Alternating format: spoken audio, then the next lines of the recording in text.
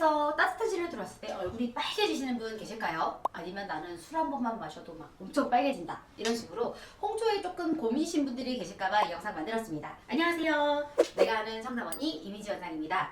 집에서 관리하는 홈케어 방법부터 도움이 될 수 있는 시술까지 쫙 이야기 풀어드리도록 하겠습니다. 홍조라는 것은 혈관이 확장되면서 얼굴이 붉어지는 현상을 말할 수 있는데요. 사실 일시적으로 단순히 온도 변화라든지 긴장감이라든지 특정 상황에서만 얼굴이 빨개지는 그런 생리적 현상으로도 말씀을 드릴 수 있지만, 그런 것이 아니라 그냥 얼굴의 홍조 자체, 혈관이 늘어진 상태에서 이미 빨갛게 자리 잡은 분들, 여기다 염증까지 더해진 경우라면 꼭 병원 치료가 필요할 수도 있습니다. 홍조의 원인은요, 유전적으로 피부 자체가 좀 얇고 혈관이 많이 발달하고 그런 분들이라면 있을 수 있고요. 그것이 아니라면 보통은 외부적인 요인이라고 할 수 있는데요. 염증을 좀 많이 유발하는 행위, 또는 피부를 자꾸 자극하는 행위, 또는 매운 음식이라든지 좀 화한 그런 것들, 파스라든지 이런 것도 그렇고요. 자외선에 대한 손상, 이런 걸로 장벽이 깨졌을 때도 홍조는 심해질 수 있습니다. 홍조를 관리할 수 있는 생활습관 관리 팁을 좀 알려드리려고 하는데요. 먼저 피부에 최소한 자극을 안 하시는 것이 좋습니다.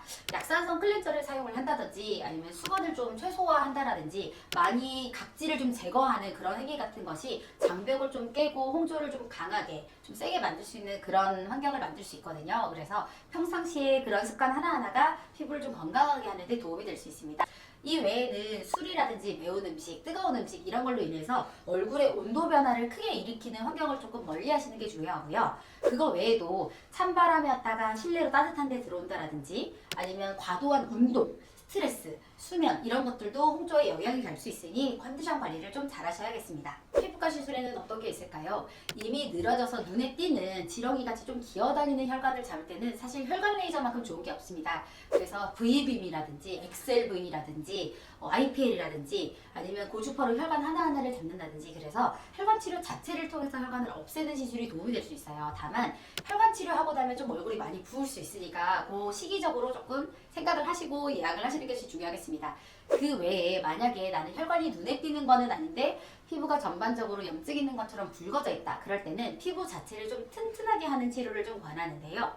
그래서 저희 병원 같은 경우는 LDM이라든지 리쥬란, 아니면 그 외에 스킨 부스터를 통해서, 아니면 레이저 치료들도 마찬가지거든요. 피부를 좀 건강하게 하고 튼튼하게 하고 피부층을 좀 두껍게 해주는 치료들을 통해서 홍조를 좀 많이 예방할 수 있습니다. 홍조 시술을 받기 전에 체크해야 될 사각이 몇 가지 있는데요. 첫 번째는 의료진의 경험이 충분한지, 두 번째는 내 피부 타입과 진단을 좀 제대로 해주는 곳인지, 그리고 세 번째, 이 치료가 1회로 효과가 있는지 여러 번 어떻게 치료를 받아야 되는지를 좀 제대로 프로그래밍 해주는 것이 중요합니다. 또한 중간중간에 필요한 진정관리 또한 좀 제대로 챙겨주시는 것이 중요할 거라고 할 수 있고요. 마지막 네 번째는 일상생활에도 좀 영향을 가거나 다운타임, 부작용 등을 좀 정확하게 얘기해 주실 수 있는 곳을 찾는 것을 추천드립니다.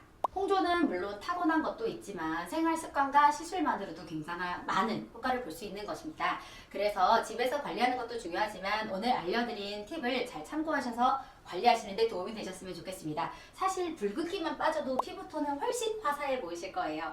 홍조에 도움이 되셨다면 구독, 좋아요, 알림 설정 부탁드릴게요. 감사합니다.